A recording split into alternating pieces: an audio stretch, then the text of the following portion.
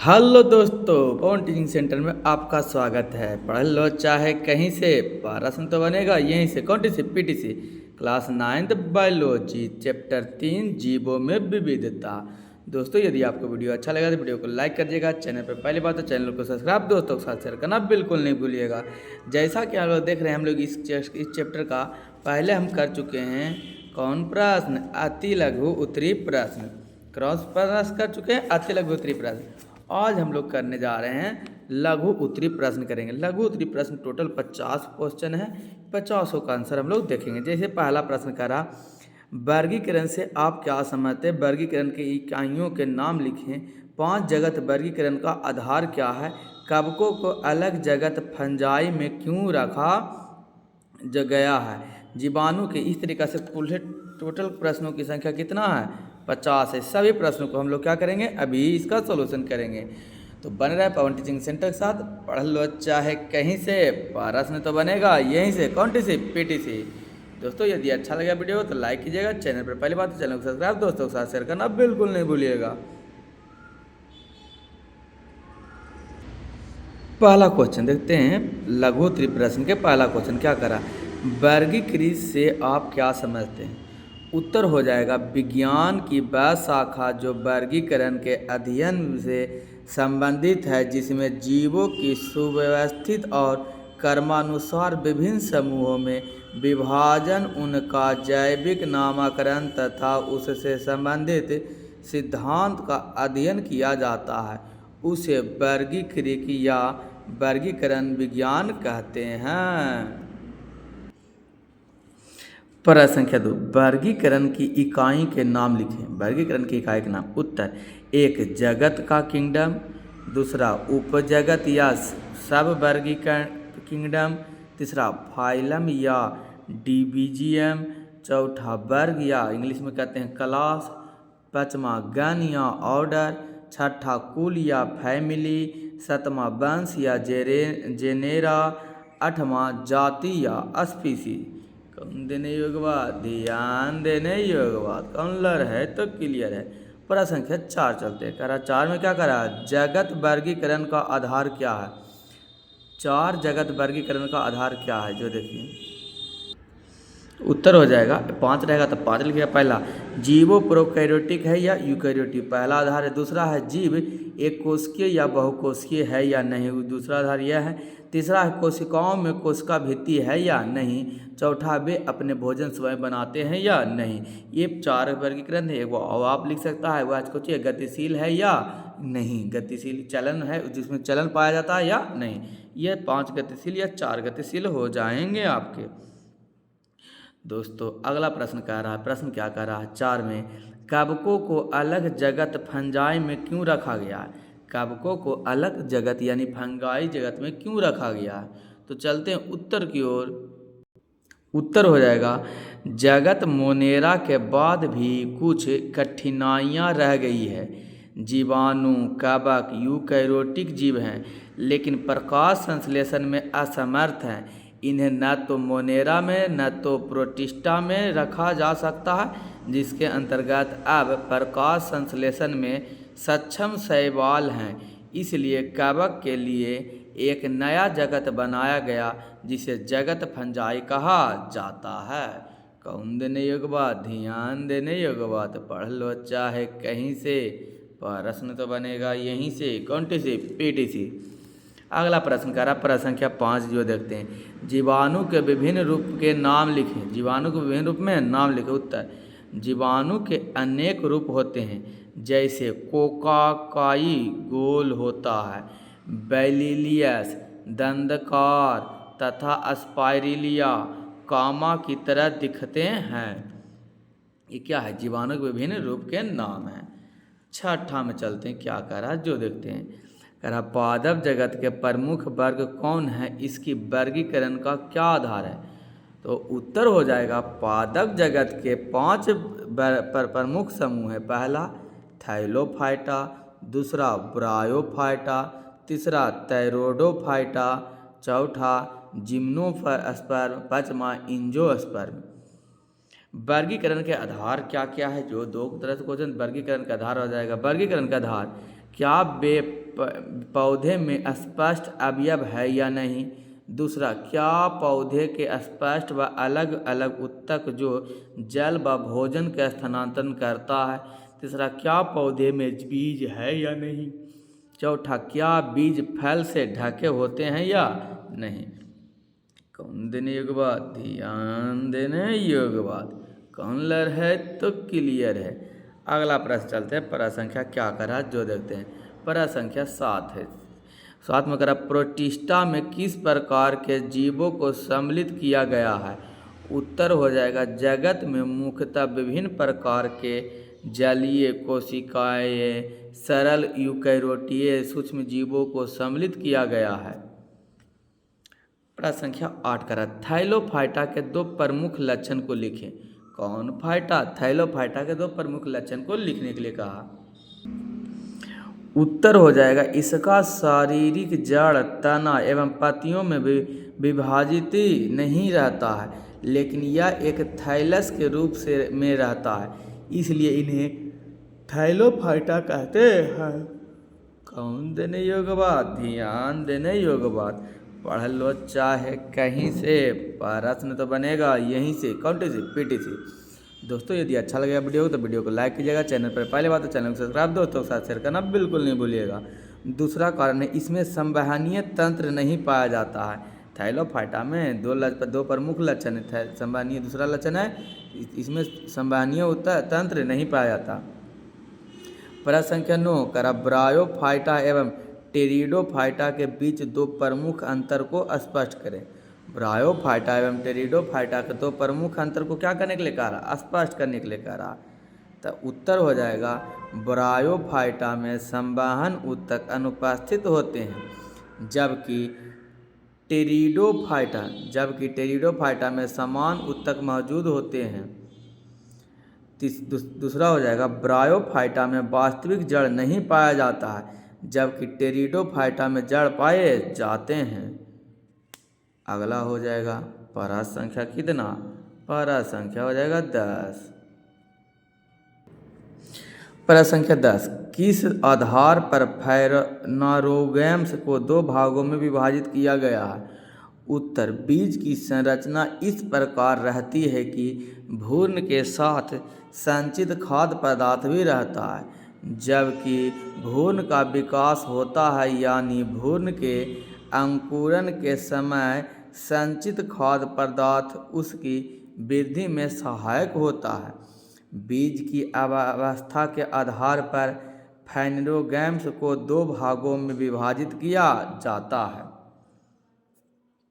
अगला प्रश्न संख्या 11 कह रहा है जो देखते हैं। प्रश्न संख्या 11 क्या कह रहा, संग एस्केलिमिथीनियज या निमेटोजेंस के 3 विशेषताओं को उल्लेखित करें। उत्तर हो जाएगा, इनके शारीरिक अखंडित तथा द्विपार्श्विक सममित होते हैं। दूसरा, ये लंबे और बेलनाकार कृमि हैं, ये गोलाकार कृमि कहलाते हैं। तीसरा, शरीर में मिथवा देहगुहा पाया जाता है, जो कुटिसिलोम कहलाता है। कौन देने योग्य बात, ध्यान देने योग्य बात। पढ़ लो चाहे कहीं से, प्रश्न तो बनेगा यहीं से, कौन से पीटी से। दोस्तों यदि आपको वीडियो अच्छा लगा तो वीडियो को लाइक कीजिएगा। चैनल पर पहले बात तो चैनल को सब्सक्राइब और दोस्तों के साथ शेयर करना बिल्कुल नहीं भूलिएगा। क्वेश्चन नंबर 12 क्या करा, 12 करा, संघ आर्थ्रोपोडा के 3 प्रमुख लक्षण को उल्लेखित करें। उत्तर हो जाएगा, ये जल मृदु जलीय एवं समुद्रीय तथा स्थल से सभी प्रकार के वास्तुनोमों में पाए जाते हैं। ये स्वतंत्र जीव तथा परजीवी दोनों होते हैं। इसका शारीरिक डिस्पर्सन सम्मिलित त्रिबुलोब्लास्टिक तथा खंडित होते हैं। इनमें मजबूत संधित उपांग होते हैं। कौन देने योग्य बात, ध्यान देने योग्य बात। पढ़ लो चाहे कहीं से, प्रश्न तो बनेगा यहीं से, कौन से पीटी से। अगला क्वेश्चन क्या करा जाता है, क्वेश्चन नंबर 13, मछली की विशेषताओं का उल्लेखन करें। मछली की विशेषताओं का उल्लेखन करें। उत्तर जाएगा, इसकी शरीर धारे रेखीय होती है। शरीर के इस आकार के कारण मछलियों को तैरने समय जल अवरोध कम से कम लगता है। दूसरा हो जाएगा इसकी त्वचा साल्के से ढकी होती है। तीसरा, इसमें तैरने के लिए पंख तथा मसल्स पूंछी होती है। चौथा, अंतकाल उपस्थित या अस्थि के बने होते हैं। पाँचवा हो जाएगा इसमें श्वसन कलोम या गिल्स की सहायता से होता है। गिल्स की मदद से ये जल में घुली ऑक्सीजन का उपयोग श्वसन के लिए करते हैं। पाँचवा हो जाएगा इसमें हृदय में 2 बेसम या कक्ष होते हैं। सातवां हो जाएगा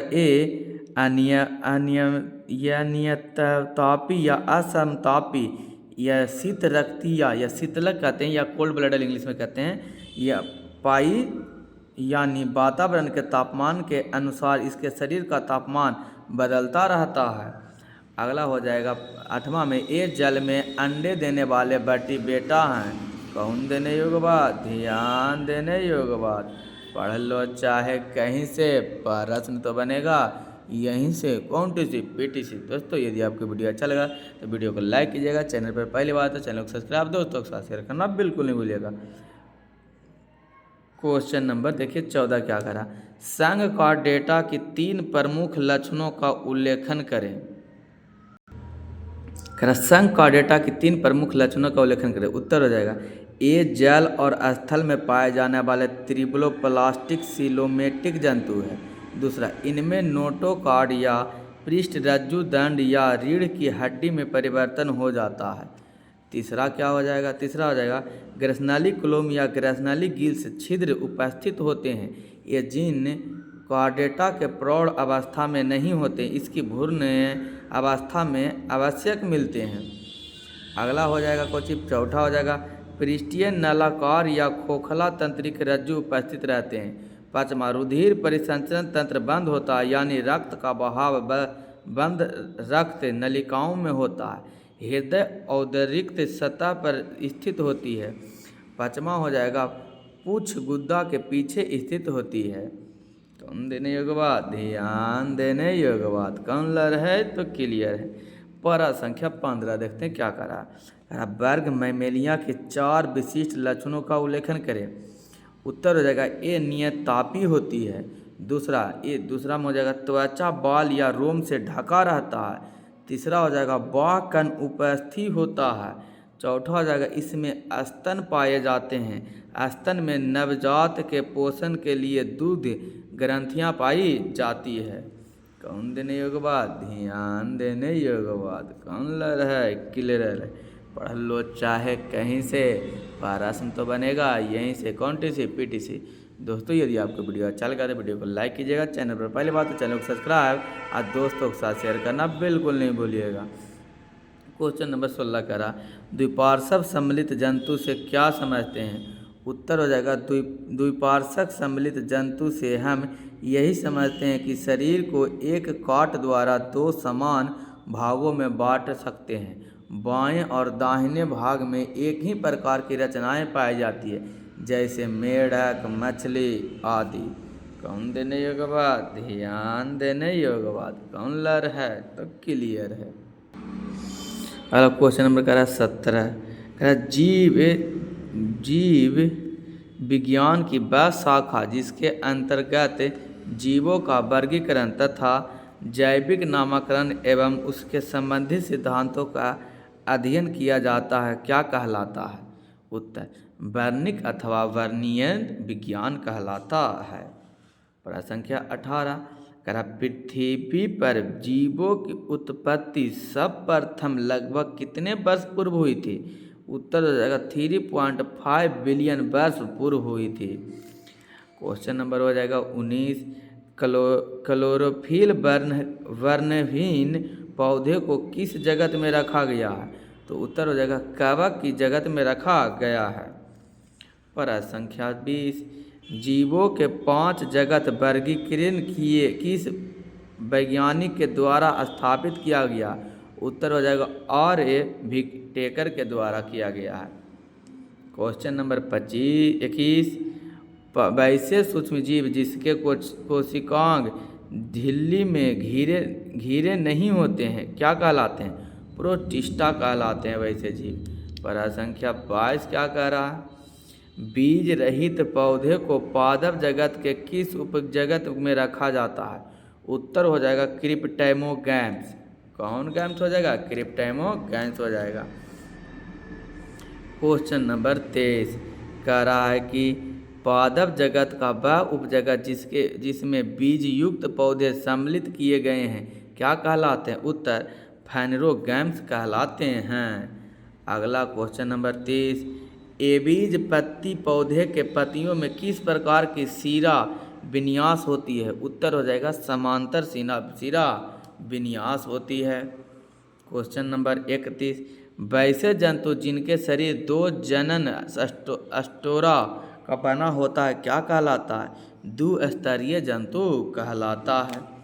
क्वेश्चन नंबर 32 वैसा जंतु जिसके शरीर को एक काट के द्वारा दो बहु समान भागों में बांटा जा सकता है क्या कहलाता है? उत्तर द्विपार्श्व संभित कहलाता है। क्वेश्चन 33 स्पंजों को जंतु जगत के किस संघ में सम्मिलित किया जाता है? उत्तर हो जाएगा पॉरीफेरा में क्या किया जाता है? सम्मिलित किया जाता है। क्वेश्चन 34 संघ पॉरीफेरा के जंतुओं में अलैंगिक विधि से होने वाले प्रजनन विधि क्या कहलाती है? उत्तर मुकुलन और जेमू कहलाती है। तो देखो यहाँ पर हम 35 चले गए हैं, आगे बढ़ते चल गए हैं। क्वेश्चन में है 35 में कह रहा संघ सिटिलेटा या नाइट्रोजन के शरीर में पाए जाने वाले वैसे कोशिकाएं जो शरीर की रक्षा तथा शिकारों को पकड़ने से सहायता होता है क्या कहलाता है? दंश कोशिका कहलाता है। 36 में वैसी कोशिकाएं जो संघ सिटिलेटा के जंतुओं के अतिरिक्त जंतु जगत में अन्य नहीं पाई जाती क्या कहलाती है? दंश कोशिका कहलाती। देखिए क्या हुआ, हम डायरेक्ट यहाँ पर बोला है 23 के बाद 30 आ गया, 23 के बाद 24 इधर प्रिंट टाइपिंग के लिए कोई दिक्कत नहीं, मिस्टेक हो जाता है। तो 23 के बाद आप यहाँ से बनाइएगा। 24 में देखिए थैलोफाइटा ब्रायोफाइटा एवं टेरिडोफाइटा पादप जगत के किस उपजगत में सम्मिलित है? उत्तर हो जाएगा क्रिप्टोगैम्स। 25 कह रहा है बीजयुक्त पौधे का पादप जगत के किस उपजगत में रखा गया है? तो उत्तर हो जाएगा स्पर्मोफाइटा में रखा गया है। 26 के बाद देखिए 26 प्रश्न क्या कह रहा है? वैसे पौधे को जिनका शरीर जड़ तना एवं पत्तियों में विभाजित नहीं होता है उपजगत क्रिप्टोगैम्स के किस विभाग में सम्मिलित किए जाते हैं? उत्तर हो जाएगा थैलोफाइटा में सम्मिलित किए जाते हैं। 27 में हो जाएगा एंगार का उत्पादन किस प्रकार के शैवाल से किया जाता है? उत्तर होता है एंगार का उत्पादन लाल शैवाल से किया जाता है। क्वेश्चन 28 हो जाएगा शैवाल के वैसी जातियां के नाम बताएं जो विशेष प्रकार के कवकों के साथ अस्थायी अंतर संबंध बनाती है। उत्तर हो जाएगा सहजीवी।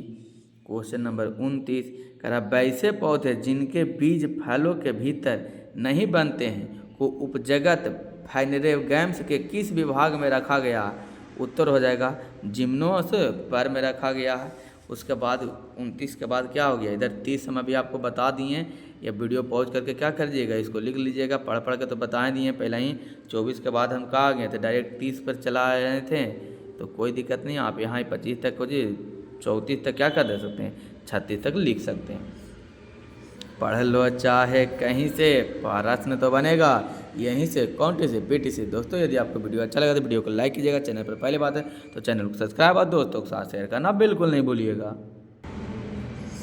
क्वेश्चन नंबर 37 वैसे जंतु जिसके शरीर में देहगुहा नहीं होता है क्या कहलाता है? उत्तर प्लेटिहेल्मिथलीज कहलाता है।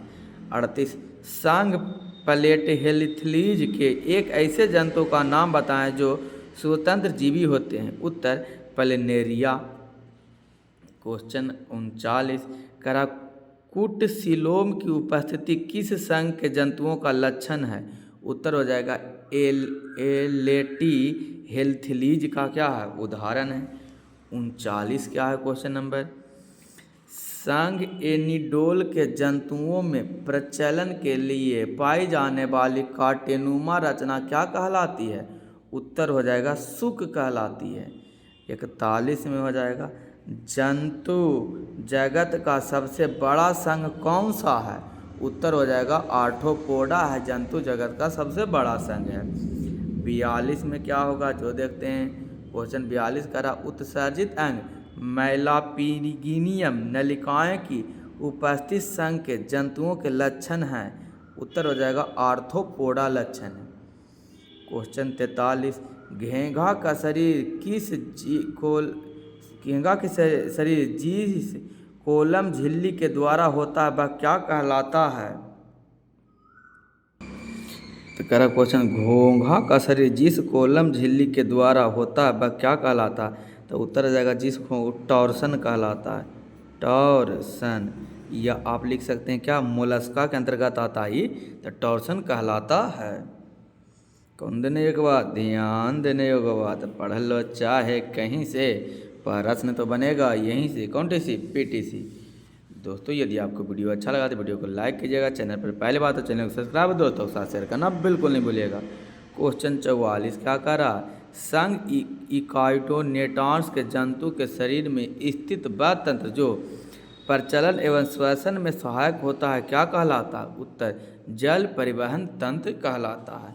क्वेश्चन नंबर 45 देखिए क्या कह रहा उपसंघ वर्टिब्रेटा का दूसरा नाम क्या है। तो उपसंघ वर्टिब्रेटा का दूसरा नाम क्रेनिएटा है। 46 में मछली के श्वसन अंग क्या कहलाते हैं। उत्तर हो जाएगा मछली के श्वसन अंग को कोलोम या गिल्स कहा जाता है या गिल्स कहलाते हैं। 47 वैसे वर्टिब्रेटा को जो जल एक एवं स्थल दोनों स्थलों में रह सकते हैं वह क्या कहलाते हैं। तो जल स्थलचर या उभयचर कहलाते हैं। वैसे वर्टिब्रेटा के जगत के जंतु जो जल और स्थल दोनों में रहते हुए क्या कहलाते हैं, उभयचर कहलाते हैं। 48 में वर्ग रेप्टिलिया के जंतुओं में निषेचन किस प्रकार से होता है। उत्तर अंतर निषेचन क्रिया द्वारा होता है। अगला क्वेश्चन नंबर कितना देखते हैं 48। क्वेश्चन नंबर 48 में कह रहा वर्ग रेप्टिलिया के जंतुओं में निषेचन किस प्रकार होता है। तो उत्तर हो जाएगा इसका निषेचन अंतर निषेचन होता है। क्वेश्चन नंबर 49 किस वर्ग के जंतुओं का अंतःकंकाल हल्का तथा स्पंजित हड्डियों का बना होता है। तो एबीज का होता है, हल्का और स्पंजी हड्डियों से बना होता है। क्वेश्चन 50 रेप्टिलिया एबीज तथा मैमेलिया में कौन नियततापीय जंतु है। तो इसमें एबीज है जो नियत तापीय, इसमें भी रेप्टिलिया और मैमेलिया में भी क्या होता है तापीय होता है। एबीज है तो नियत तापीय होता है, इसमें ऐसा कुछ नहीं होता। कौन देने योग्य बात ध्यान देने योग्य बात पढ़ लो चाहे कहीं से, प्रश्न तो बनेगा यहीं से कौन सी पीटीसी। दोस्तों यदि आपको वीडियो अच्छा लगा तो वीडियो को लाइक कीजिएगा, चैनल पर पहले बात तो चैनल को सब्सक्राइब करना ना भूलिएगा, अंत तक बने रहे इसलिए आपका धन्यवाद। अंत में मैं आपको यह कहूँगा छोटे को प्यार दे, बड़े को सम्मान करें, अपना व्यक्ति इस तरह से काम रखें कि आपके साथ रह रही स्त्री भी सुरक्षित महसूस कर सके। अंत तक आपका वीडियो देखने के लिए धन्यवाद। बने रहे पवन टीचिंग सेंटर के साथ, पढ़ते रहें यूँ आगे बढ़ते रहें। अगला हम लोग दीर्घ उत्तरीय प्रश्न के अगले वीडियो में हम लोग देखेंगे। तब तक आप लाइक और शेयर और सब्सक्राइब करना ना भूलें।